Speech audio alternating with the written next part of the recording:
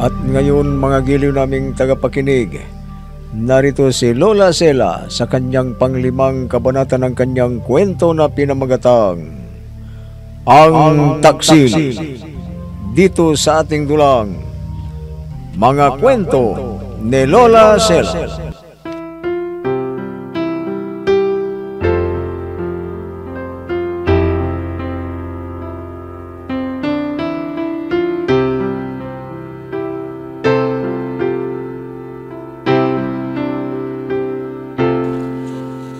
Pinalayas ni Doña Milagros si Alea at nagbalawan yun ni Chito ay umalis at hinahanap si Alea. Nakarating sa napakalayong lugar ang dalaga at napadpad siya sa kinaroroonan ng dating katulong na si Mendoza na ang pagkakaalam ng Doña ay napatay niya ito.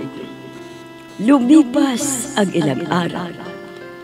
Dumalaw ang mag-ama, Don Herbacio at Maria, para kumustahin sana ang lagay ni Chito. Subalit, wala siya sa mansyon.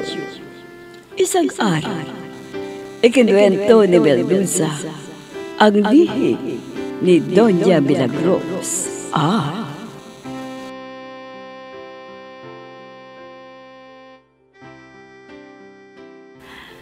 Noon pa pala ginagawa ang pagmamatrato niya sa mga katulong, Lola Mendoza?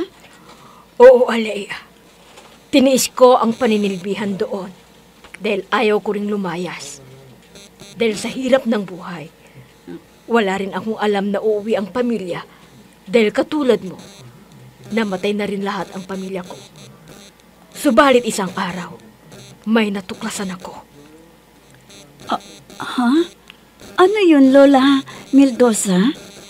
Ang dating inkargado nila Don Mariano at Senyora Milagros ay nagtalik sa silid mismo ng lalaki. Si Senyora Milagros at ang inkargado nila, Senyor Mariano, Lola? Oo, Alea. Nakalimutan nilang ipinid ang pinto ng silid. Pagbukas ko ng pinto para magbigay ng pagkain ni Mr. Ronquillo, tumambad sa akin ang donya at ang inkargado na walang saplot sa katawan. Ganun ba? Oo. Kaya ginawa niya ako ng kasalanan at pilit na pinalalayas. Pero ayaw ko doon. At doon na siya kumuha ng matigas na bagay at pinalo ng 4 na beses sa ulo ko. Bumagsak ako sa sahig at nahilo. At bago ako nawalan ng malay, nasambit ko ang aking sumpa na magiging inutil ang bunga ng anak nila ng inkargado. At sa kanila ako isinilid sa isang malaking kahon at ipinatapon sa mga tauhan sa bangin. Buti na lang at tinulungan ako ng diwata ng bangin na yon at nabuhay pa ako. Ang ibig ninyong sabihin, hindi si Don Mariano ang ama ni Senyorito Chito? Oo, Alea. Ang dating inkargado nila ang ama ng bata.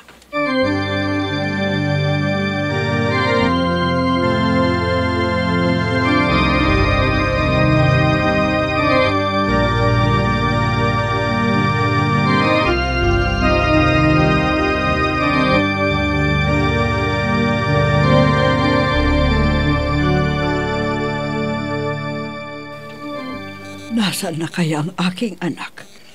Bakit hanggang ngayon hindi pa siya natatagpuan? Ito na kaya ang sumpa ni Mendoza? Nagkatotoo na kaya? Hindi. Kailangang manatiling lihim ang pagkatao ni Chito. Kailangan hindi malaman ng iba. Ako lang ang nakakaalam ng lihim. Patay na si Mendoza. Patay na rin ang dating inkargado. Ako na lang ang nakakalaam at manatiling lihim habang panahon. Milagros, hindi ka pa pala natutulog. Paano ako makakatulog, Mariano? Wala pang ating anak at hindi natin alam kung nasaan na siya. tumutulong na rin sina Don Herbacio na naghanap sa kanya. Mariano, hindi kaya naengkanto na ang ating anak? Ha? Engkanto? Oo. Di ba? Sabi ng isang tauhan natin naengkanto yung unang tauhan na inutusan mong pumunta kina Don Herbacio. Maring tama ang kutob mo, pero paano nating mahanapin kung nasa ilalim ng kapangyarihan ng engkanto ang anak natin? Mag-isip ka ng paraan. Kailang makabalik sa mansyon si Chito. Sige na, kumilos ka na. Oo, nag-iisip na nga ako kung ano ang paraan para mahanap natin ang kinaroroonan niya. Huwag mo muna akong kausapin. Hayaan mo akong magkapag-isip. Sige, mag-iisip din ako ng paraan. Sasama na rin ako sa paghahanap sa kanya.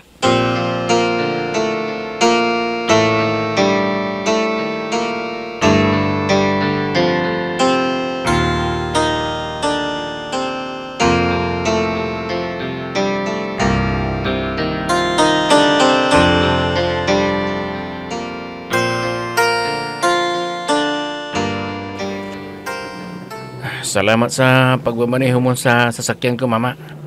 Pero dahan-dahan lang pagpapatakbo mo ng sasakyan. Dalhin mo ako sa kalagitnaan ng kabukirang ito. Susundin ko ang sinabi ng matanda sa panaginip ko. Sa kalagitnaan ng kabukirang ito ay may kubo na kung saan doon ko matatagpuan ang hinahanap ko. Dahan-dahan lang. Baka mahulog tayo sa pilapil. Di bali nang mabagal ang usad natin. Ang mahalaga, makakarating tayo sa pupuntahan natin na ligtas. Bakit mo ihinto? Nakarating na ba tayo? Nasa tabi na ba tayo ng kubo? Kung ganun, ibaba mo ako.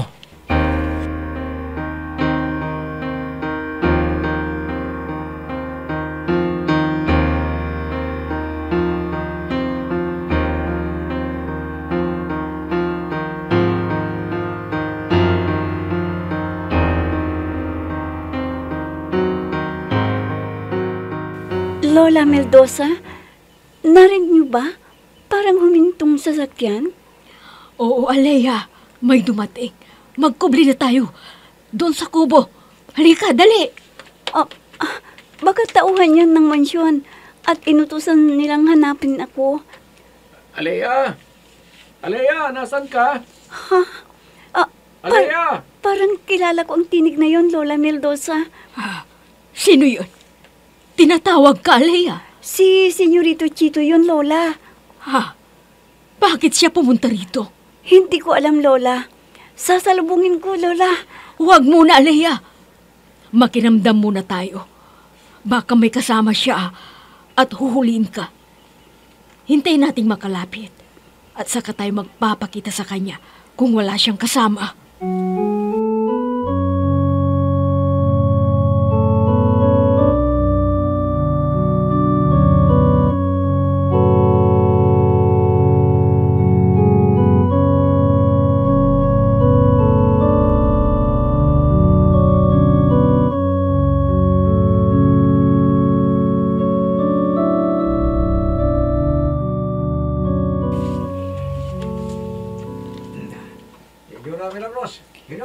O, Teryo, anong nangyari?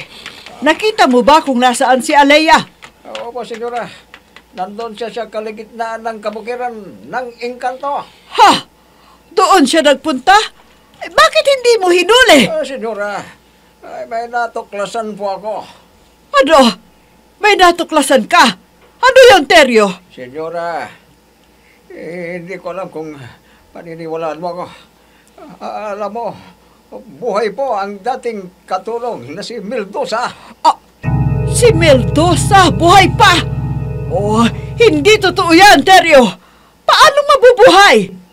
Halos madurog na ang bungo niya nang ipatapon ko sa inyo doon sa bangin. Hindi ko alam, senyora. Basta, nagtaka rin po ako eh. Baka naman tinulungan siya ng diwata doon. Oh, hindi. Hindi totoo yung sinasabi mo.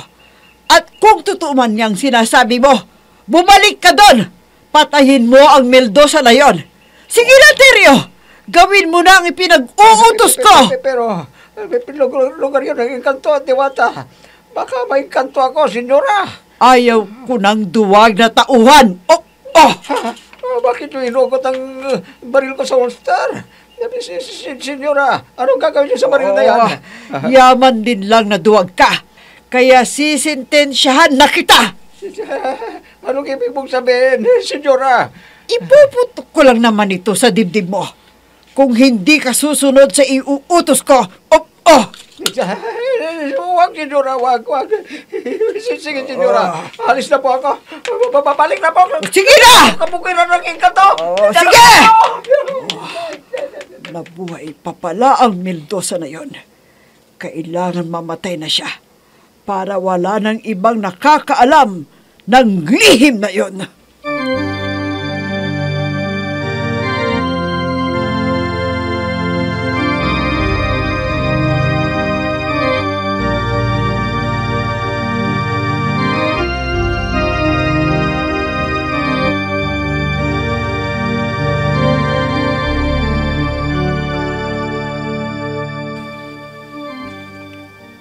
Mabuti na lang at nahanap pa kita kahit ako'y natuluyang nabulag na Alea. Senyorito Chito, bakit mo pa ako hinanap?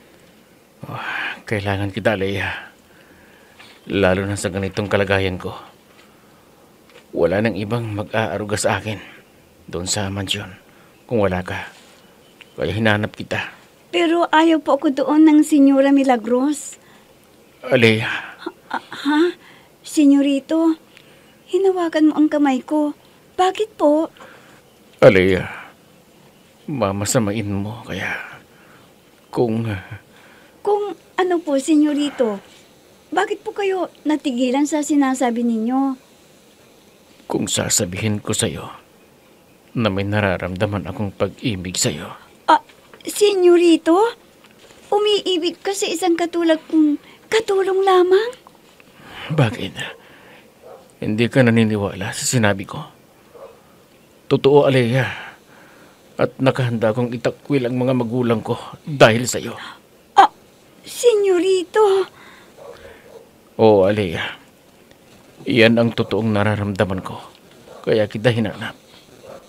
Kahit nawalan na ako ng paningin, hindi ko kayang mawala ka, Alea.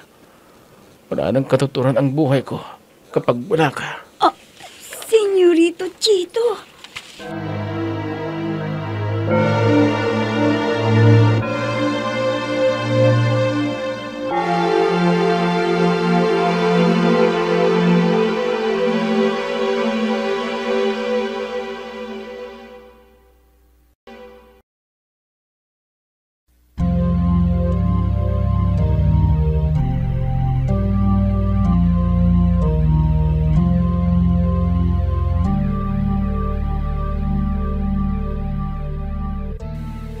Mariano, may bumalik na ba sa mga tauhan natin na inutusan mo maghanap kay Chito?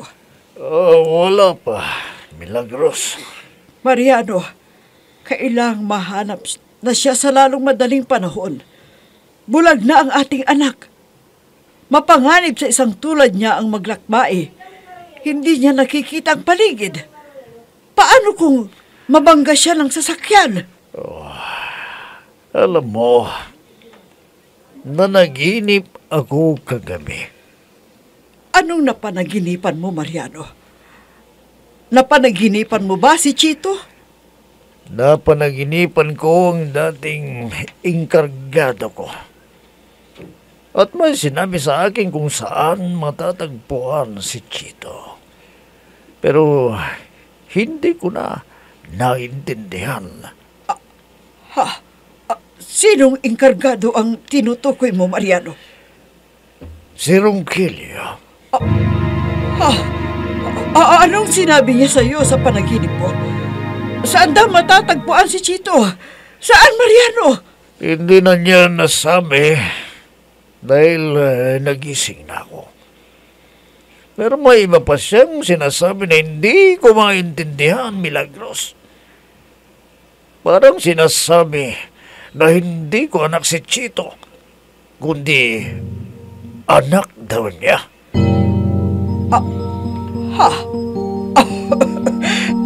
Nakakatawa naman yung panaginip mo, Mariano. Oo, pero ilang beses ko na siyang napanaginipan na hinahanap daw niya sa akin ang anak niya. Pero hindi ko alam kung sino ang tinutukoy niyang anak niya. Hindi pwedeng malaman mo ang lihim, Mariano. May sinasabi ka ba, Milagros? Wala. Kwan, sobra lang akong nag-aalala sa ating anak. Sana matagpuan na siya para makabalik na rito sa ating mansyon.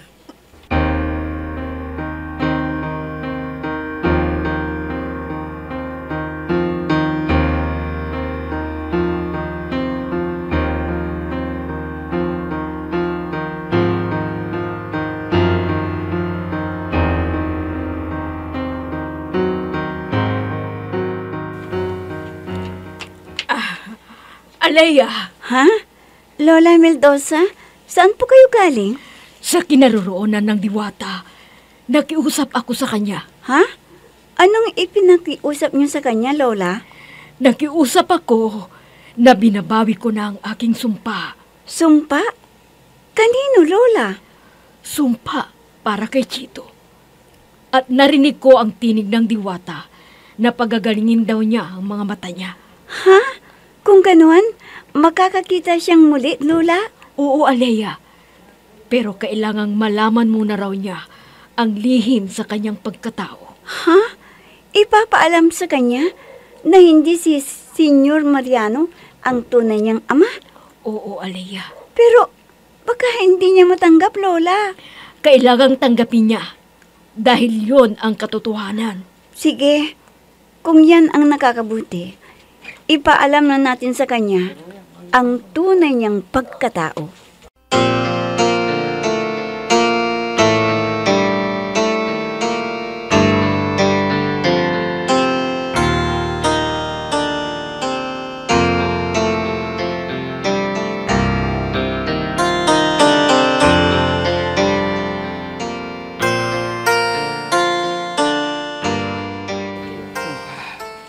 Wala pa si Chito hanggang ngayon.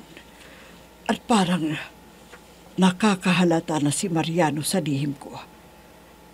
Lagi daw niyang napapanaginipan si Ronquillo. Nasabi na kaya sa panaginip niyang hindi siya ang ama ni Chito. Hindi niya dapat malaman ang lihim na to. Ako lang ang dapat nakakaalam nito. Wala nang iba. Nasa na kaya yung kawal na inutusan ko para patayin ang Meldosa na yun? Kung bakit buhay pa ang hayop na yun, hindi ako titigil hanggat hindi kita napapatay, Meldosa. Humanda ka sa akin!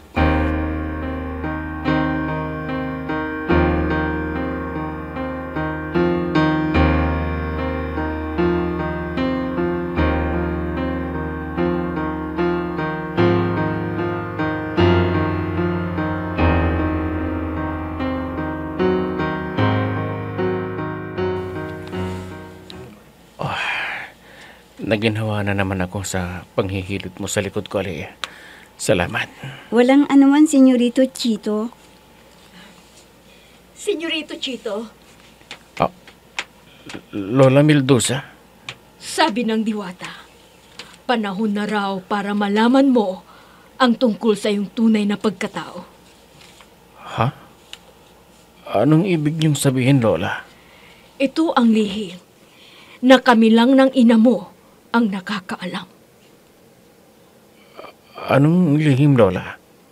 Senyorito Chito, alam kong hindi mo matatanggap ang katotohanan. Pero pilitin mong tanggapin ito. Dahil ito ang katotohanan. Sige. Kung ano man yan, nakahanda ako. Sige na, Lola. Sabihin mo na kung ano yung sinasabi mong lihim. Senyorito Chito, hindi si Don Mariano ang tunay mong ama.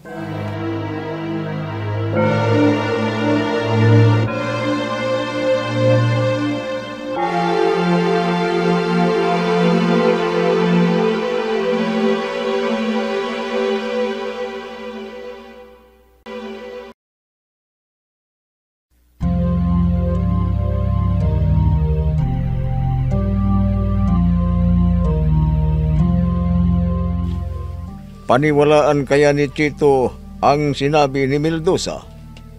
Mga mahal naming tagapakinig, abangan ang huling kabanata ng ating kwento na pinamagatang Ang Taksil. Dito sa ating dulang, Mga Kwento ni Lola Sela.